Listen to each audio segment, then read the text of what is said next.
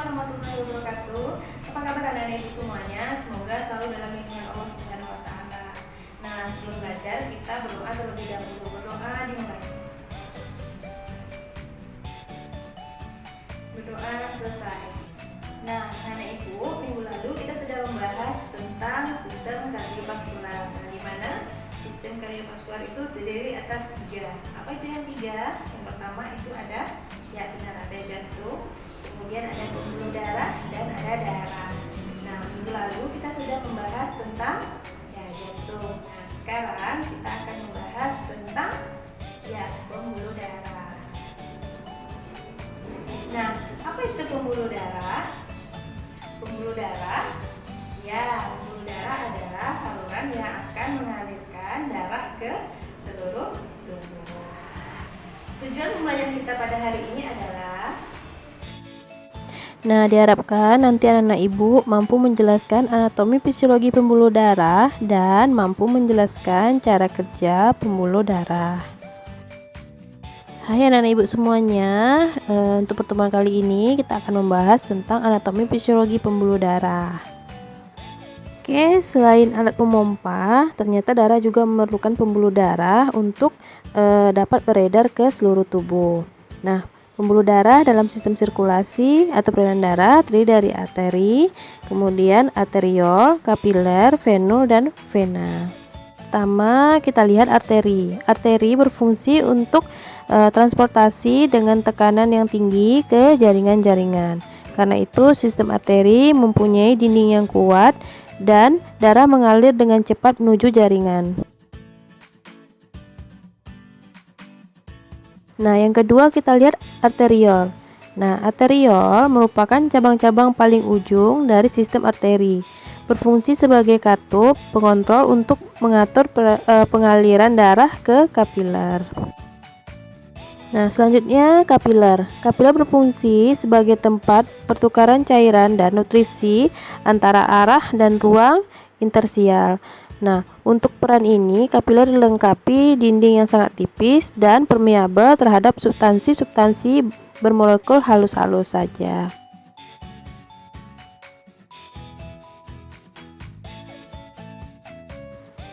Nah, selanjutnya venul. Dinding venul hanya sedikit lebih tebal daripada dinding kapiler.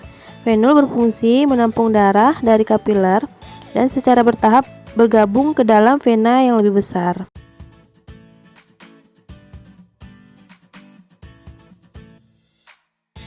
Nah, yang kelima vena.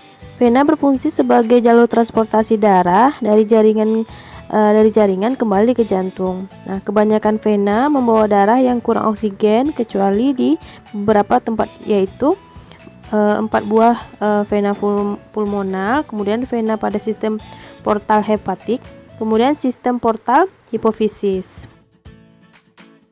Selanjutnya kita lihat pembuluh darah besar pada jantung. Yang pertama ada vena cava superior, adalah vena besar yang membawa darah kotor dari tubuh bagian atas menuju atrium kanan. Nah, yang kedua ada vena cava inferior. Vena cava inferior ini adalah vena yang besar yang membawa darah kotor dari bagian bawah diafragma ke atrium kanan.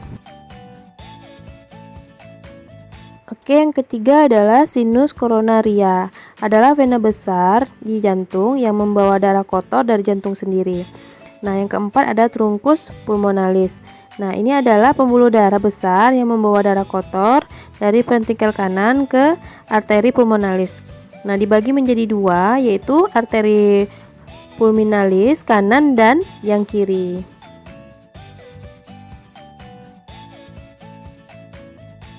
Nah, selanjutnya yang kelima ada vena pulmonalis, dibagi menjadi 2, yaitu kanan dan kiri yang membawa darah bersih dari kedua paru-paru ke atrium kiri. Yang keenam ada aorta ascendens.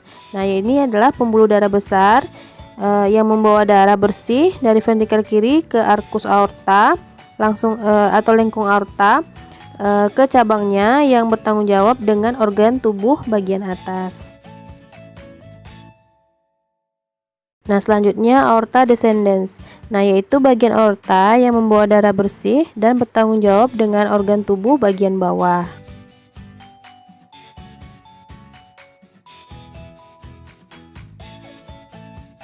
Selanjutnya kita lihat suplai darah ke jantung. Jantung mendapatkan suplai darah dari arteri koroner.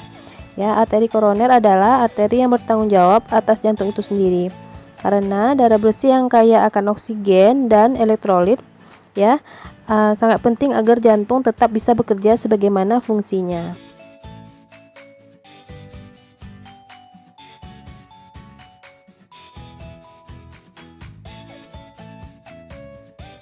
Nah, kita lihat arteri koroner, ya. Koroner maksudnya terbagi dua, yaitu arteri koroner kiri dan kanan.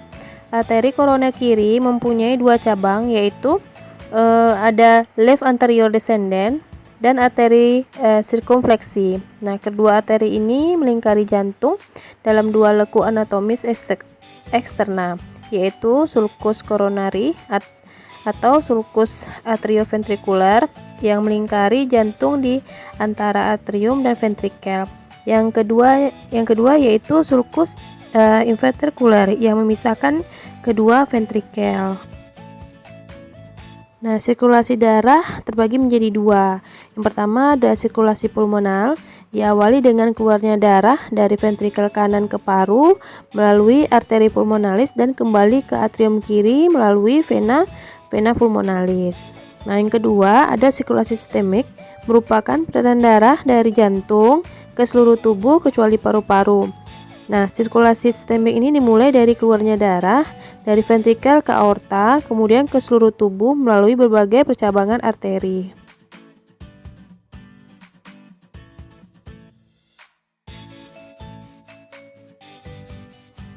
Nah, pembuluh darah ya membentuk lingkaran sirkulasi.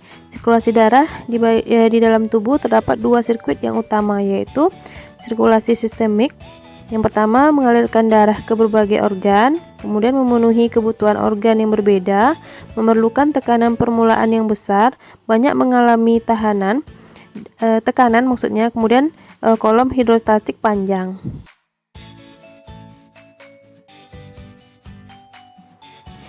Pembuluh darah utama dalam sirkulasi sistemik. Yang pertama ada arteri utama adalah aorta dengan bagian pertama yang keluar dari ventrikel kiri adalah ascending aorta. Nah, bentuknya melengkung, ya disebut dengan arcus aorta, dan bagian yang turun ke aorta dan abdomen disebut dengan descending aorta. Nah, yang kedua ada vena besar yang memasuki atrium kanan adalah vena cava superior yang membawa darah dari tubuh bagian atas, vena cava inferior yang membawa darah dari ekstremitas bawah, pelvis dan abdomen. Ada sinus coronarius. Nah, selanjutnya ada sirkulasi pulmonal. Cirinya hanya mengalirkan darah ke paru, kemudian hanya berfungsi untuk paru, mempunyai tekanan pemula yang rendah, hanya sedikit mengalami tahanan, kemudian kolom hidrostatiknya pendek. Nah, kemudian arteri dan vena sirkulasi pulmonal. Nah, yang pertama pembuluh darah utama dalam sistem sirkulasi ini adalah truncus pulmonarius. Nah, dan dua arteri pulmonal yang membawa darah yang belum teroksigenasi dari ventrikel kanan ke paru. Nah, kemudian darah yang telah teroksigenasi kembali ke atrium kiri melalui dua vena dari masing-masing paru.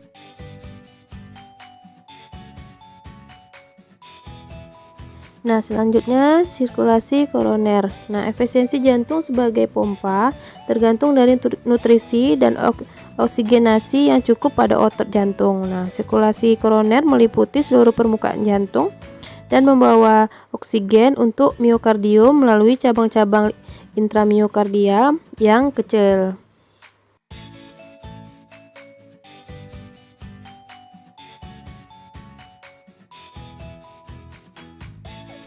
Nah, pada saat kapan aliran darah koroner meningkat? Nah, jika ada aktivitas denyut jantung, kemudian ada rangsangan sistem saraf simpatik.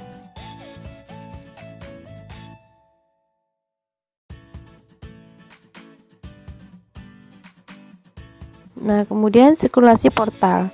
Nah, sistem portal hepatik yang membawa darah dari kapiler di intestinal ke hati. Kemudian sistem portal hipofisis membawa darah dari hipotalamus ke hipofisis.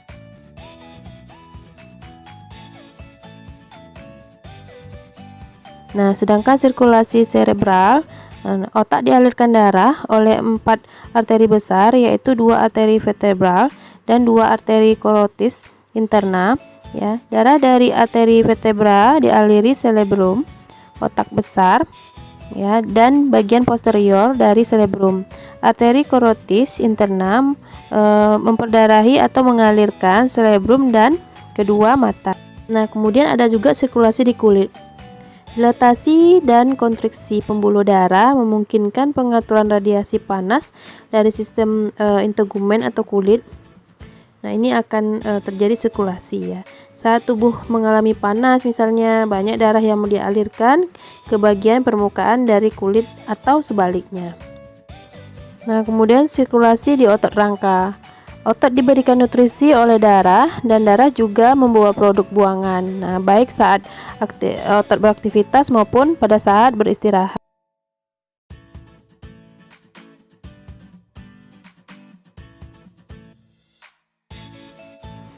Nah, kemudian fisiologi sirkulasi. Nah, prinsip aliran darah yang pertama ada hemodinamik. Nah, pengaturan fisiologis dari aliran darah, tekanannya dan tahanannya dalam mempertahankan homeostasis. Nah, kemudian yang kedua ada aliran darah. Nah, diperhatikan juga jumlah atau volume darahnya yang melewati pembuluh darah dalam waktu tertentu. Yang ketiga ada pertimbangan biofisika. Nah, kemudian kita lihat hubungan aliran antara aliran, tekanan, dan tahanan. Aliran darah atau blood flow ya adalah sejumlah darah yang melalui suatu titik pada sirkulasi dalam suatu periode tertentu. Nah, itu aliran darah ya. Nah, digunakan satuan milimeter per menit atau liter per menit atau milimeter per detik. Nah, aliran darah pada orang dewasa saat istirahat adalah 5 liter per menit, yang disebut dengan curah jantung atau cardiac output. Nah, sedangkan tekanan darah atau blood pressure ya adalah tenaga yang diupayakan oleh darah untuk melewati setiap unit atau daerah dari dinding pembuluh darah. Nah, bila seseorang mengatakan tekanan darahnya adalah 50 mmHg ya, maka tenaga yang dikeluarkan akan cukup mendorong merkuri dalam tabung setinggi 50 mm. Nah, itu pada saat melakukan pemeriksaan tekanan darah. Nah, apa saja sih faktor-faktor yang mempengaruhi tekanan darah? Yang pertama adalah tekanan hidrostatik dan gaya gravitasi. Yang kedua adalah volume darah. Yang ketiga, elastisitas pembuluh darah. Yang keempat, cardiac output atau curah jantung. Yang kelima adalah viskositas atau kekentalan darah dan resistensi. Nah, pengaturan tekanan darah yang pertama adalah pusat vasomotor ya atau pusat pengaturan pembuluh darah. Yang kedua adalah pusat kardioregulator.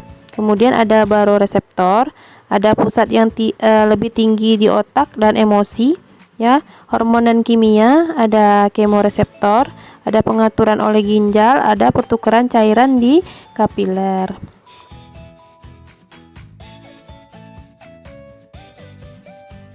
Nah, kemudian pengaturan tekanan vena aliran balik darah ke jantung ditentukan oleh 5 faktor utama, yaitu tekanan arteri, ya, tekanan atrium kanan, resistensi aliran darah di dalam pembuluh darah, kemudian pompa vena, kemudian tekanan hidrostatik.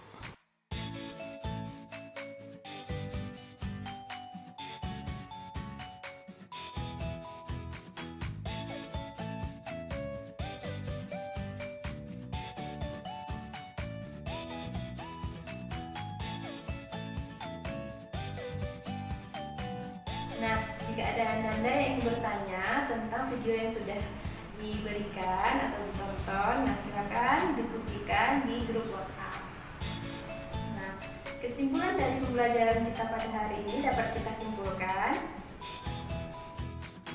Nah, pembuluh darah dalam sistem sirkulasi terdiri dari arteri, arteriol, kapiler, venul, dan vena. Sedangkan pembuluh besar pada jantung terdiri dari vena cava superior, ada vena cava inferior, ada sinus coronaria, truncus pulmonalis, vena pulmonalis, aorta ascendens, dan aorta descendens. Nah, selanjutnya sirkulasi darah di dalam tubuh terdapat dua sirkuit yang utama, yaitu sirkulasi pulmonal, kemudian sirkulasi sistemik. Nah, selanjutnya kita kuis ya. Nah, soalnya tuliskan macam-macam pembuluh darah dan fungsinya. Kemudian yang kedua, jelaskan bagaimana cara kerja sirkulasi pulmonal dan sistemik. Nah, jawaban silakan ditulis di buku latihan, kemudian dikirimkan ke WhatsApp Ibu. Sekian pembelajaran hari ini. Sampai jumpa di minggu depan dengan pembahasan yaitu poin yang ketiga, darah. Oke, Ibu akhiri. Assalamualaikum warahmatullahi wabarakatuh.